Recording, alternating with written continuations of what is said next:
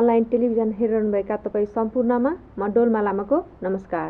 दर्शकवृन्द, हामी विभिन्न विशेष व्यक्तित्वहरूसँग कुराकानी गर्ने क्रममा आज अर्को विशेष प्रस्तुति लिएर उपस्थित भइसकेका छौँ। देश जटिल परिस्थितिबाट गुज्रिरहेको बेला वर्तमान सरकार टिकाउने वा ढाल्ने विषयमा तातो बहसहरू चर्किरहेको छ। यति बेला दलहरू मुलुक र जनताको समस्याप्रति सचेत नभई आफ्नै दलीय स्वार्थको निम्ति लडिरहेका छन्। यस्तो जटिल परिस्थितिमा नेपालको ठूलो प्रतिपक्षी दल नेपाली काङ्ग्रेसका वरिष्ठ नेताहरू अमेरिका दौडामा व्यस्त छन्। हुन त आफ्नो व्यक्तिगत भ्रमणमा आएको भने तापनि धेरै नेपाली काङ्ग्रेसका नेताहरू यति बेला अमेरिका भ्रमणमा निस्किरहँदा अनेकौं प्रश्नहरू उब्जिएका छन्। आउनुहोस् दर्शकबिन, यस्तै सेरोफेरोमा रहेर विशेष संवादका निम्ति आज हामीहरू समक्ष हुनुहुन्छ नेपाली काङ्ग्रेसका नेता तथा पूर्व मन्त्री डाक्टर प्रकाश शरण महत। उहाँलाई स्वागत गरौँ। डाक्टर साहब, यहाँलाई स्वागत छ। डाक्टर साहब, नेपाली काङ्ग्रेसको 13औं महाधिवेशन सम्पन्न भइसकेको छ।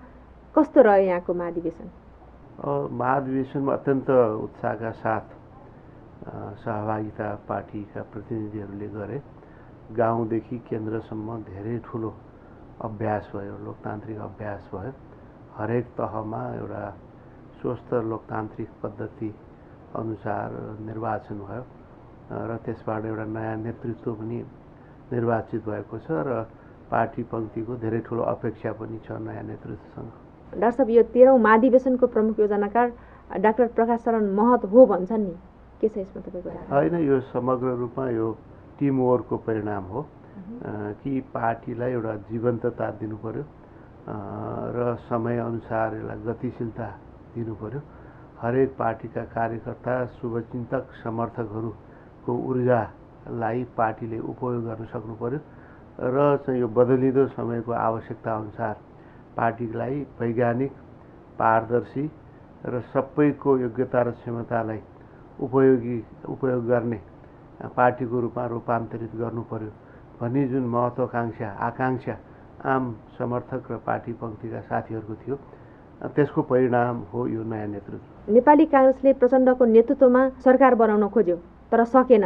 यसमा तपाईँहरूको रणनीति असफल नै भएको हो नि, होइन र? मलाई त्यस्तो लाग्दैन। हेर्नुहोस्, हाम्रो संविधान छ, लोकतान्त्रिक संविधान बनेको छ दोस्रो संविधान सभा मार्फत र त्यो संविधानको व्यवस्था छ कसरी चाहिँ सरकार बन्छ, कसरी त्यो सरकार चाहिँ हट्छ। त्यसको आधारमा सरकार आउँछ र सरकार परिवर्तन हुन्छ। यसलाई चाहिँ कुनै अस्वाभाविक रूपमा लिनु हुँदैन। हामी अहिले जुन ओलीजीको सरकार छ र यो ओलीजीको सरकार जनताप्रति त्यति जिम्मेवार हुन सकेन, भूकम्प पीडितहरूप्रति त्यति उत्तरदायी हुन सकेन। यो बोर्डर खुलेको त धेरै समय भइसक्यो तर पनि कालोबजारी विद्यमान छ, ग्यासको अभाव विद्यमान छ। यो कसरी भइरहेका छ भने जनता अत्यन्त चिन्तित छन्, दुःख पाइरहेका छन् र समग्रमा भन्ने हो भने उहाँहरूले कुरा ज्यादा गर्ने, काम कम गर्ने जुन चाहिँ परिस्थिति देशमा निर्माण भयो, त्यसबाट स्वयं सत्ताको एउटा महत्त्वपूर्ण घटक माओवादी नेतृत्व समेत हामीसँग आएर, हाम्रो नेतृत्वसँग, नेपाली काङ्ग्रेसको नेतृत्वसँग आएर हामी असन्तुष्ट छौँ। सरकारमा बसेर पनि बसेको जस्तो हामीले अनुभूति गरिराखेका छैनौँ। यो शान्ति प्रक्रियालाई पनि ओलीजीले ओनरसिप लिनु भएन। त्यस हुनाले चाहिँ यो वैकल्पिक एउटा सरकारको निर्माण हुनु पर्यो र त्यसमा म नेतृत्व गर्न चाहन्छु। काङ्ग्रेसले चाहिँ एकपटक मलाई चाहिँ मौका दियोस् भनेर जसरी प्रचण्डजी प्रस्तुत हुनुभयो, अब हामी पनि, जनता पनि त्यो सन्तुष्ट थिएन। नेपाली काङ्ग्रेसले पनि यो जसरी सरकार चलिरहेका छ, पार्टीकरणको अभियान, यो सारा संरचना, राज्य संरचनामा एउटा पदहरू सृजना गर्ने र त्यहाँ चाहिँ आफ्नो भर्ती गर्ने, कूटनैतिक नियोगमा त्यही गर्ने, न्यायालयमा त्यही गर्ने जुन पद्धति स्थापित भयो, यो चाहिँ ठिक भएन भन्ने हामी लागिरहेको थियो। त्यो कन्टेक्स्टमा हामीले चाहिँ के छ भनेदेखि, ल तपाईँ नेतृत्व गर्न तयार हुनुहुन्छ, योभन्दा बेटर गर्न तपाईँ चाहिँ तयार हुनुहुन्छ भनेदेखि हामी समर्थन गर्न सक्छौँ, हामीले भने हो। उहाँले फेरि चाहिँ के कारणले चाहिँ फेरि होइन त्यसबाट चाहिँ फर्किनुभयो र केही समय चाहिँ यही सरकारमा बस्छु भन्नुभयो। त्यो त प्रचण्डजीले उत्तर दिने कुरा हो। त्यसकारण यो कुरालाई यो सत्ता चाहिँ परिवर्तनको कुरै गर्न नहुने भन्ने त के छ भने पद्धति छ नि, संसदको बहुमत सङ्ख्याले त्यो सरकारप्रति अविश्वास प्रकट गर्यो भने सरकार परिवर्तन हुन्छ। त्यही पद्धति हो। त्यो पद्धतिको एक्सर्साइजलाई अभ्यासलाई यो त के छ भने सत्तामा जान खोज्यो। अब सत्तामा त 64 सालदेखि 63 सालदेखि एमाले सत्ताबाट बाहिरै छैन। हामी त 2 पटक 3 पटक बस्या, उहाँहरू त 5-6 पटक लगातारै हुनुहुन्छ भनेपछि यसलाई चाहिँ मैले भन्नु खोजेको के हो भने यसलाई चाहिँ स्वाभाविक रूपमा लिनुपर्छ। पहिलो गाँसमै ढुङ्गा परे जस्तो भएन र? यसबारे प्रश्न बनाइदिनुहोस् न। खैर यसलाई अब जसरी तपाईँ भन्नु सक्नुहुन्छ, मूल कुरो के हो भने हामी यो सरकारसँग सन्तुष्ट थिएनौँ। उहाँले चाहिँ के छ भने त्यसको लागि बहुमत सदस्यले चाहिँ सरकार बन्ने हो, उहाँसहितले चाहिँ एउटा चाहिँ स्पष्ट बहुमत हुन्थ्यो। त्यो अर्थमा चाहिँ उहाँले यो विकल्प प्रस्तुत गरौँ, यससँग हामी सन्तुष्ट छैनौँ भनेको अर्थमा हामीले चाहिँ समर्थन दिन तयार भएको हौँ। अब त्यसलाई तपाईँले सफल भन्नुहोस् असफल भन्नुहोस्, तर के छ भनेदेखि यसलाई चाहिँ यो अस्वाभाविक हो किन भयो भन्ने चाहिँ मलाई लाग्छ त्यो फेरि आफैमा अस्वाभाविक कुरा हो। डाक्टर साहब, नेपाली काङ्ग्रेसको भातृ सङ्गठन जनसम्पर्क समितिहरूमा गुट र अपगुटका विवादहरू चर्किरहेका छन्। के यो पनि नेपाली काङ्ग्रेसको सिद्धान्तभित्र पर्दछ? अब धेरै ठुलो चाहिँ नेपाली काङ्ग्रेसका समर्थक पङ्क्तिहरू चाहिँ खास गरी द्वन्द्वकालीन नेपालको सन्दर्भमा विदेशिएका छन्। धेरै ठुलो सङ्ख्या चाहिँ अमेरिकामा पनि छ, अरू देशहरूमा पनि छ। धेरै ठुलो सङ्गठन सम्पर्क समिति यहाँ छ। अब धेरै ठुलो सङ्ख्या भएपछि केही बेला बेलामा केही चाहिँ समस्याहरू आउँछन्, तर फेरि हाम्रो एउटा विधि छ, विधान छ, त्यो अनुसार त्यो समाधान हुँदै पनि जान्छ। यहाँ पनि त्यो समाधान भइसकेको छ। केही समय केही चाहिँ असमझदारीहरू चाहिँ आएको थिए, त्यो अहिले चाहिँ त्यस्तो असमझदारी केही छैन, समाधान भइसक्यो। डाक्टर साहब, अहिले यहाँहरू सरकार परिवर्तन गर्ने रणनीतिमा हुनुहुन्छ। सिङ्गो एमालेलाई पाहा लगाएर देश बनाउन सक्नुहुन्छ त? यसमा के छ भने हामी सबैले जनताकै नाउँ लिन्छौँ। यो हाम्रो चाहिँ के छ भने मेरो अनुकूल केही भन्नु पऱ्यो भने यो जनताले चाहिँ भनिराखेका छन् भनेर भन्छन्। जनताले भनेका छन् कि छैन भने वी डोन्ट नो, होइन। तर त्यहाँको बहुमत जनताले चुनेका प्रतिनिधि सांसदहरूले चाहिँ यो सत्ता परिवर्तन गर्नु पर्यो भनेर चाहिँ प्रस्ताव राखे। ल तपाईँहरू पनि असन्तुष्ट हुनुहुन्छ भने, बहुमत सांसदहरू चाहिँ असन्तुष्ट हुनुहुन्छ भने ल त प्रस्ताव हामी, नत्र हामी सबभन्दा ठुलो दल थियौँ, हामीलाई चाहिएको छ, हामीले नेतृत्व गर्नुपर्छ भने भए पनि हुन्थ्यो। तर हामीले के भन्यौँ भनेदेखि बेटर विकल्प आउँछ भने लेट इट बी, हामीले त्यो भन्यौँ। त्यस कारण मलाई लाग्छ यो जनताले भनेको कुरो पनि होइन, होइन। जनताले चाहिँ होइन, जनताले चाहिँ यो चाहिँ सत्ता परिवर्तन गर्न थिएनन् भन्नुभयो नि, त्यस्तो होइन। कसरी हामीले चाहिँ थाहा पाएको जनताले चाहिँ थिएनन् भन्ने त केही कुरो होइन। त्यस हुनाले मलाई लाग्छ यसलाई चाहिँ त्यत्रो अस्वाभाविक यो एक्सर्साइजलाई अस्वाभाविक लिन हुँदैन। उहाँहरू पनि त एमाले पार्टी जहिले पनि उहाँहरू जसरी पनि सत्तामा चाहिँ हामी जसरी पनि आफ्नो नेतृत्वमा भए, आफ्नो नेतृत्व नभए अर्कोको नेतृत्व भयो भने सत्तामा चाहिँ जानुपर्छ भन्ने त मानसिकता उहाँले राख्दा चाहिँ त्यो सत्ताप्रति धेरै चाहिँ लिप्त भएको नहुने। हामीले चाहिँ के छ भने सत्तामा जान सक्थ्यौँ, राष्ट्रपति हाम्रै हुन सक्थ्यो, अब हार्ने पनि निश्चित थियो, तैपनि हामीले चाहिँ सत्तामा नगएर चाहिँ के प्रतिस्पर्धा गऱ्यौँ, हामीले चाहिँ सत्ता स्वार्थ राख्या नेपाली काङ्ग्रेसले भन्न मिलेन नि। डाक्टर साहब, यति बेला आम जनताको भनाइ राख्न चाहन्छु। तपाईँहरूले अहिले वर्तमान सरकार ढालेर नेपाल भारतलाई सुम्पदै हुनुहुन्छ भन्छन् नि? एकदमै यो चाहिँ गलत कुरा हो। अहिले यो चाहिँ सामाजिक सञ्जाल छ, मान्छेलाई चाहिँ एउटालाई के लाग्छ त्यसको चाहिँ गहिराइमा नपुगिकन एउटा टिप्पणी आउँछ, टिप्पणीमाथि अर्को टिप्पणी आउँछ। अब यसको पछाडि हामी चाहिँ दौडिनु हुन्न। मूलभूत कुरा के हो भनेदेखि हिजो चाहिँ पञ्चायती व्यवस्थाले पनि यही चाहिँ नारा लगाएको थियो, तर चाहिँ भित्रभित्र उहाँले सम्झौता गर्नुहुन्थ्यो। त्यस कारण के छ भनेदेखि बाहिर एउटा हामीले पटक पटक के देखाएको छौँ भने डाक्टर भट्टराईजीले 40 बुँदे प्रस्तुत गरे होइन शेरबाजी समक्ष। 40 बुँदाको 9 बुँदा के थियो भनेदेखि भारत विरुद्धमा थियो। भारतको सिनेमा पनि हेर्नु हुँदैन, उद्योग व्यवसाय सबै राष्ट्रियकरण गर्नुपर्छ उहाँले भने होइन। तर चाहिँ उहाँ सत्तामा आएपछि उहाँले चाहिँ पहिलो चाहिँ यो विदेशी लगानीको सुरक्षा सम्झौता भारतसँग गर्नुभयो। त्यसमा हामीले के देखाएका छौँ भने इतिहासमा, नेपालको इतिहासमा जसले चाहिँ उग्र भारत विरोधी चाहिँ के छ नारा दिएका छन् सत्तामा हुँदा नहुँदाखेरि, तर चाहिँ के छ भने उहाँहरूको चाहिँ सत्तामा आउँदा अर्कै देखिएको छ। समय यो के छ भने आफू सत्तामा पुगेपछि उहाँहरूको दृष्टिकोण फेरिया छ। त्यस कारण यसबाट के देखियो भनेदेखि यो चाहिँ सत्तामा पुग्ने एउटा चाहिँ राष्ट्रियताको नारा लगाएर चाहिँ त्यसमा चाहिँ सत्तामा स्थायी हुने नाराको रूपमा यो राष्ट्रियतालाई प्रयोग गर्नु हुँदैन। त्यसकारण व्यवहारमा व्यवहारिक हुनस्, आफ्नो चाहिँ के छ देशको चाहिँ स्वार्थ रक्षाको लागि कहाँ कहाँ उभिनुपर्ने हो त्यो डिप्लोमेटिक टेबलमा चाहिँ त्यो प्रस्तुत हुनस्। कतिपय अहिले चाहिँ मुद्दा उठ्यो विदेशमा चाहिँ नेपालको संविधानको बारेमा, यो सीमाको बारेमा कुराहरू चाहिँ भए, सम्झौताहरू पनि भए। त्यो बारेमा चाहिँ यो सरकारको नेतृत्वले ओलीजीले चाहिँ डिप्लोमेटिक टेबलमा के भन्नुभयो त, त्यो चाहिँ आउनु पर्यो नि। सडकमा अब हामी चाहिँ बोर्डरमा गएर चाहिँ के छ भनेदेखि अब चाहिँ सुरुङ खन्छौँ भन्ने कुरा पनि आयो हिजोको दिनमा, होइन। हिजोको दिनमा चाहिँ हामी चाहिँ के छ भनेदेखि अब जुलुस लिएर चाहिँ बोर्डरमा जान्छौँ देश बचाउनको लागि भनेर। त्यसरी देश बच्दैन। देश कसरी बच्छ भनेदेखि सही ठाउँमा सही चाहिँ के छ भने मञ्चमा यी कुराहरू चाहिँ उठ्नु पर्यो र हामीले चाहिँ आफ्ना चाहिँ राष्ट्रिय स्वार्थलाई राम्रोसित चाहिँ के छ भने परिभाषित गर्नु पर्यो। त्यो अनुसार ठिक ठाउँमा ती कुराहरू उठाउनु पर्यो। बेठिक ठाउँमा उठाएर चाहिँ सडकमा उठाएर चाहिँ हाम्रो राष्ट्र चाहिँ बलियो हुँदैन। त्यस्तो किसिमको अपरिपक्वताले झन् हाम्रो राष्ट्रियतामाथि धेरै ठुलो चाहिँ खतरा चाहिँ आउन सक्छ। यो प्रति चाहिँ हामी सचेत हुनुपर्छ।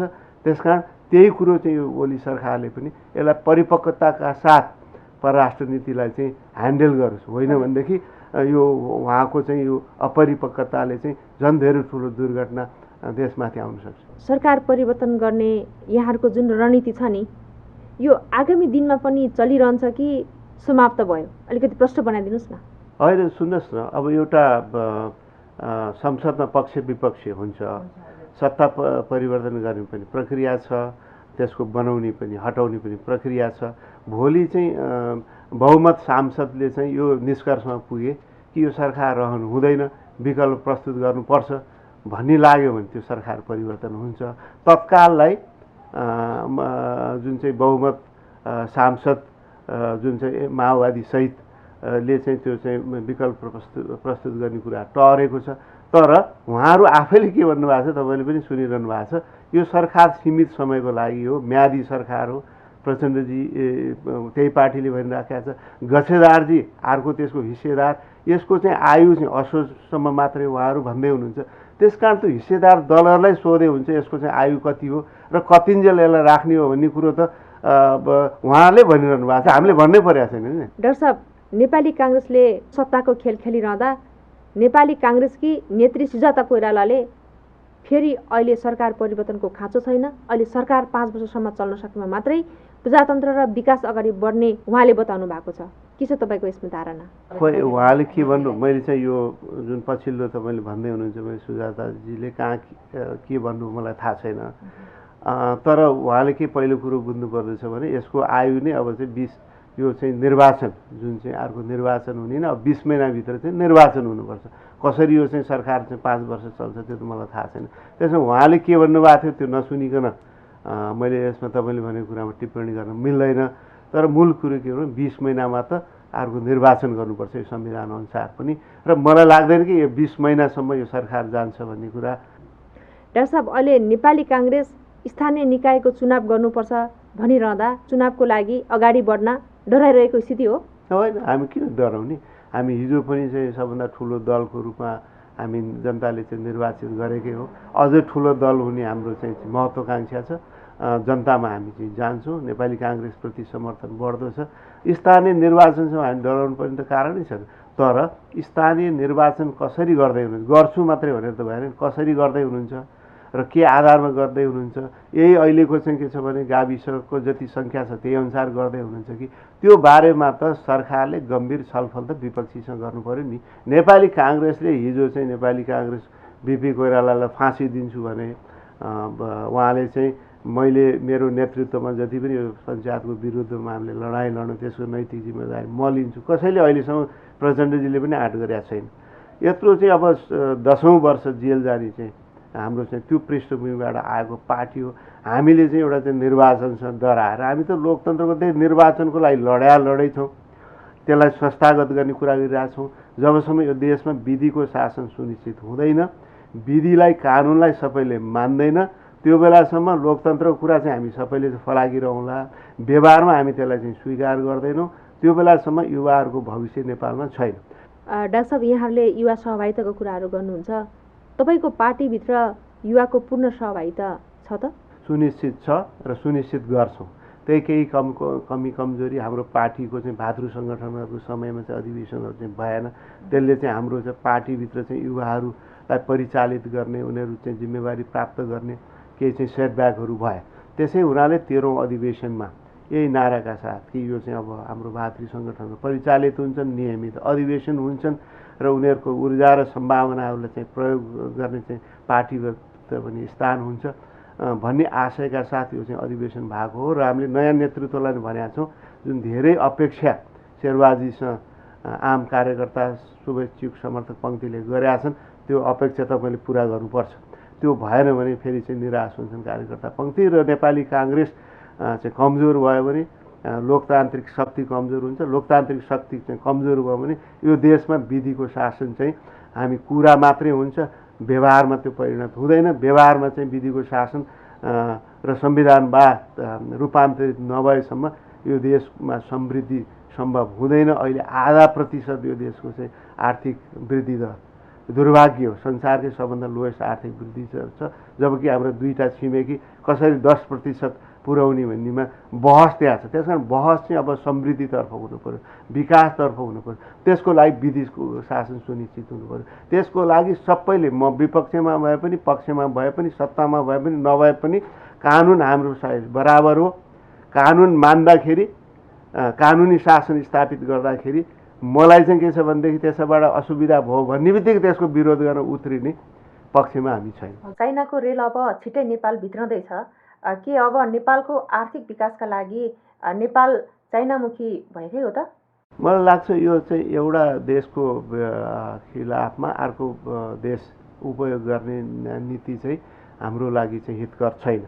हाम्रो लागि दुईटै देशसँग राम्रो सम्बन्ध राख्ने, दुईटैसँग आर्थिक सम्बन्धहरू विकसित गर्ने र हाम्रो चाहिँ राष्ट्रिय स्वार्थको एउटा परिभाषा गर्ने र त्यसमा राष्ट्रिय चाहिँ एउटा सहमति सिर्जना गर्ने र त्यो राष्ट्रिय हाम्रो चाहिँ स्वार्थको सीमा नाङ्न हामी कसैलाई पनि नदिने, त्यसको आधारमा हामीले दुईटै देशसँग चाहिँ सम्बन्ध विकसित गर्ने। त्यसकारण हामीले चाहिँ चीनको कुरा गरेर चाहिँ भारत विरुद्ध चाहिँ हामी चाहिँ कुरा गर्ने, भारतको कुरा गरेर चाहिँ चीनको विरोध गर्ने, यो नीति हाम्रो लागि हितकर छैन। त्यसकारण हामीले चाहिँ चाहे चाहिँ यो इन्टिग्रेसन, आर्थिक इन्टिग्रेसनको लागि, आर्थिक सम्बन्ध विस्तारको लागि चाहिँ सडक होस्, रेल होस्, हवाई यातायात होस्, यी तमाम संरचनाहरूको विकसित सम्बन्ध विकासको लागि, आर्थिक विकासको लागि दुईटै देश आवश्यक छ। त्यसमा हामीले चाहिँ त्यो कोसिस हामीले दुईटै देशसँग गर्नुपर्छ। तर हामीले के कुरा बिर्सिनु हुँदैन भने सबभन्दा महत्त्वपूर्ण हाम्रो चाहिँ राष्ट्रिय स्वार्थ हो। राष्ट्रिय स्वार्थ सुनिश्चित गर्नको लागि दुईटै देशसँग हामीले चाहिँ सुमधुर सम्बन्ध राख्नुपर्छ। एक देशको विरुद्ध अर्को देशलाई चाहिँ हामीले चाहिँ उपयोग गर्ने नीति चाहिँ लिनु हुँदैन। डाक्टर साहब, यहाँहरूले अहिले सत्ताको खेल खेलिरहँदा यहाँहरूलाई त एकदम रमाइलो नै महसुस भइरहेको होला। उता पूर्वको मेची, नवलपरासीको सुस्ता अनि सुदूरपश्चिमका विभिन्न भूभागहरू मात्र नभई नेपालका अधिकांश सीमा स्तम्भहरू लोप भइसकेका छन्। कयौं नेपाली भूभागहरू भारतले हस्तक्षेप गरिरहेको छ। त्यसतर्फ तपाईँहरूको ध्यान चाहिँ कहिले जाने? जुन चाहिँ सीमा स्तम्भ छ त्यसलाई चाहिँ समयमा त्यसको चाहिँ अब बिग्रिएको, भत्केको अथवा चाहिँ काहीँ चाहिँ विस्थापित भएको छ भने चाहिँ तत्कालै त्यसलाई चाहिँ पुनर्निर्माण गर्ने र हाम्रो जुन संरचना छ, हाम्रो चाहिँ सीमालाई चाहिँ सुरक्षित गर्ने संरचना छ, त्यस्तै भारतको पनि यो द्विपक्षीय एउटा चाहिँ संयन्त्र पनि छ। तत्काल नियमित मिटिङ राख्ने र काहीँ कतै त्यो सीमा स्तम्भ यताउता भएको छन् भने तत्काल त्यसलाई चाहिँ के छ भनेदेखि जहाँ हाम्रो पहिल्यैदेखि हाम्रो सीमा छ त्यो अनुसार चाहिँ सुनिश्चित गर्ने हामीले चाहिँ काम गर्नुपर्छ। र हामीले कुनै चाहिँ हचुवाको भरमा यसैले गरिहाल्यो भनेर हामीले चाहिँ दोषारोपण गर्नुभन्दा जुन चाहिँ सम्बन्धित अथोरिटी छ, जसले यो जिम्मेवारी चाहिँ प्राप्त गरेका छ, त्यो जिम्मेवारी लिने निकायले यसलाई चाहिँ गम्भीरताका साथ आफ्नो चाहिँ जिम्मेवारी चाहिँ पुरा गर्नु पर्यो र काहीँ कतै अर्को तर्फबाट चाहिँ मिचिएको छ भने त्यसलाई चाहिँ के छ भने सम्बन्धित ठाउँमा राखेर तत्काल ती सीमाहरूलाई यथावत गर्नु पर्यो। त्यसमा कुनै छैन, हाम्रो चाहिँ सिमानाको 1 इन्च पनि यताउता हुन दिनु हुँदैन। चाहे चाहिँ पश्चिमी सीमा होस्, पूर्व सीमा होस्, उत्तर सीमा होस्, दक्षिण सीमा होस्, यो चाहिँ के छ भनेदेखि त्यसमा चाहिँ दायाँ बायाँ गर्ने चाहिँ कुरा आउँदैन। काहीँ कतै तलमाथि भएको छ भने तत्काल त्यसलाई चाहिँ के छ भनेदेखि यथावत ठाउँमा रिस्टोर गरिहाल्नुपर्छ।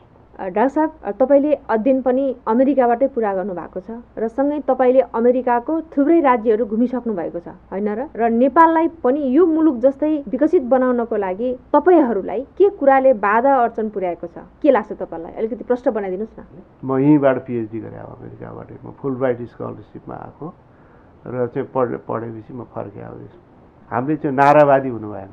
नेपालमा के छ भने हामी नारामा धेरै विश्वास गर्छौँ, विशेषणहरू चाहिँ धेरै जोड्छौँ, ठुल्ठुला कुरा गर्छौँ, आकाश पाताल जोड्ने कुराहरू गर्छौँ।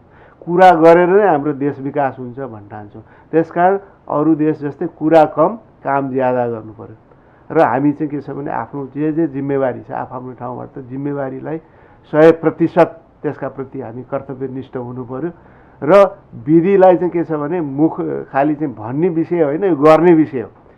विधि कानुनलाई मान्ने विषय। मलाई चाहिँ त्यसले अप्ठ्यारो परोस् नपरोस् मैले मान्नुपर्छ, कानुनलाई मान्नुपर्छ भन्ने भावना जुन दिन नेपालमा विकसित हुन्छ, यति चाँडो यो देश नेपाल विकसित हुन्छ, यति ज्यादा नेपालमा सम्भावना छ, त्यसको दुई मात्रै छैन। डाक्टर साहब, यतिखेर देश विदेशबाट हिमालय खबर अनलाइन टेलिभिजन हेरिरहनुभएका समस्त दर्शकबिनहरूलाई यहाँ के सन्देश दिन चाहनुहुन्छ? एकदम लाग्छ अहिले चाहिँ लाखा नेपालीहरू विदेशीका छन् विभिन्न कारणले। एउटा आर्थिक रूपमा चाहिँ हामीले त दुःख पायौँ, हाम्रो चाहिँ दर्शनताले दुःख नपाउन् भन्ने पनि एउटा चाहिँ उद्देश्य छिपेको छ। अलिकति अध्ययन मनन गरौँ, आफ्नो चाहिँ योग्यता बढाउँ र फेरि देश फर्केर सेवा गरौँला भन्ने भावना पनि लुकेको छ। समग्रतामा जे चाहिँ यहाँ विदेशमा बस्ने नेपालीहरूले योग्यता हासिल गरेका छन्, अनुभव हासिल गरेका छन्, त्यसको एउटा हिस्सा हामीलाई विश्वास छ नेपालप्रति समर्पित हुनुहुन्छ र यहाँका प्रवासी साथीहरू नेपालीहरू चाहिँ अत्यन्त देशलाई माया गर्नुहुन्छ, चिन्तित हुनुहुन्छ। यो ठुलो नेपालको लागि पुँजी हो। नेपाल सरकारले, नेपालका पार्टीहरूले यो पुँजीलाई चाहिँ सदुपयोग गर्नुपर्छ। विदेशमा रहँदाखेरि पनि नेपाललाई के गर्न सक्नुहुन्छ त्यो चाहिँ हामीले चाहिँ सदुपयोग गर्न सकौँ देशका लागि। त्यस्तै गरेर चाहिँ जो चाहिँ स्वदेश फर्किनुहुन्छ त्यो चाहिँ अनुभव र पुँजी नेपालको पक्षमा चाहिँ लागोस्। हामीले पनि जुन विदेशमा नेपाली राजदूतावासहरू छन् त्यसले पनि उहाँहरूका समस्याहरू, कतिपय समस्याहरू छन्, अप्ठ्याराहरू छन्, त्यसप्रति चाहिँ बढी संवेदनशील होस् र विदेशमा नेपाली राजदूतावासहरू पनि त्यो हामी चाहन्छौँ। र उहाँहरू चाहिँ एउटा चाहिँ नेपालका दूतहरू जस्तो हुनुहुन्छ। विभिन्न ठाउँमा छरिएर बस्नु भएको छ, धेरै ठाउँमा फैलिनु भएको छ। त्यहाँ चाहिँ नेपाललाई चिनाउने, नेपालको महत्त्वलाई बुझाउने काम उहाँहरूले गरिरहनु भएको छ। आगामी दिनमा अझ त्यो विकसित होस्, अझ घनीभूत होस् भन्ने हामी चाहन्छौँ। र समग्रमा यो जुन बोन्ड छ विदेशमा बसेका नेपाली र नेपालमा बसेको हरेक नेपाली कोही न कोही नेपालमा बसेको परिवारसँग जोडिया छ। त्यस हुनाले मलाई लाग्छ उहाँहरूको चाहिँ त्यो चाहिँ सम्बन्धलाई कसरी तोडिनु, यो कुरालाई नेपालमा बसेका राजनीतिज्ञहरूले र चाहिँ पार्टीले, सरकारले बुझ्नुपर्छ। र अहिले चाहिँ हामी नै म चाहिँ मसौदा समितिको संविधानको सदस्य पनि थिएँ।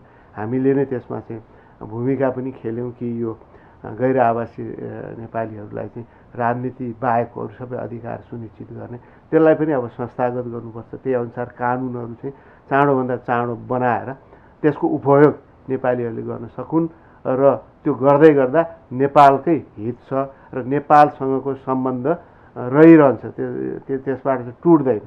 त्यो कुरो चाहिँ नेपालकै हितमा छ। कतिपय नेपालमै चाहिँ बस्नेहरू यहाँ विदेशमा बस्नेहरू यिनीहरूलाई यो के गर्ने, किन दिने भन्ने कुराहरू पनि थियो।